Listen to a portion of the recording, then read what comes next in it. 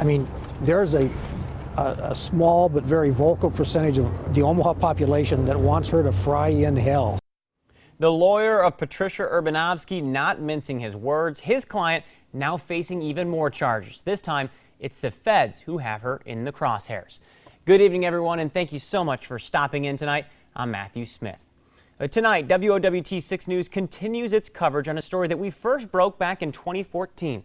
Tonight, a federal indictment with 25 charges came down. Those charges are aimed at Patricia Urbanovsky, the owner of Creative Creations.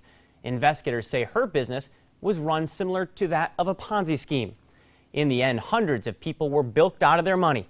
Tonight, WOWT 6 News' Don Grenice continues to uncover the details inside these newly released documents. Some people that got vouchers, they might have bought 5 vouchers, but they turned in complaints that they bought 15 vouchers so they could get some more money back. At least that's what Urbanovsky's attorney is saying now. He says his client simply got caught up in a business plan that was doomed.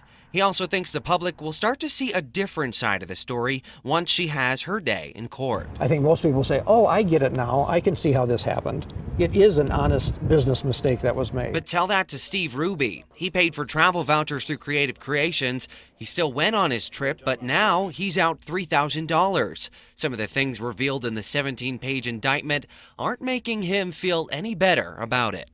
Here's a perfect example. Urbanovsky also used the fraudulent obtained funds to finance extravagant parties to Las Vegas. All right, really? The rest of us couldn't even go on our family vacations, and you're partying in Vegas. The indictment shows she held extravagant parties and expensive trips to Mexico, Aspen, Vegas.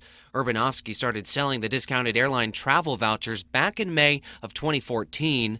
Money paid in by customers for future flights was used to pay for current flights. She now faces 16 counts of wire fraud and 9 counts of money laundering. I think you just have to chalk it up to sometimes too good to be true is probably too good to be true, and you learn a lesson and you move on. Try not to get involved with people like that in the future. Steve Ruby tells us he hopes that any other victims out there that couldn't get money back from their credit card companies will get something in return. Now, as far as Urbanovsky goes, she is still a free woman. And Matt, she is not yet detained, but she will be going to her first court appearance, at least with this federal case, on March 21st. Live in the newsroom tonight, Don Grenice, WOWT 6 News.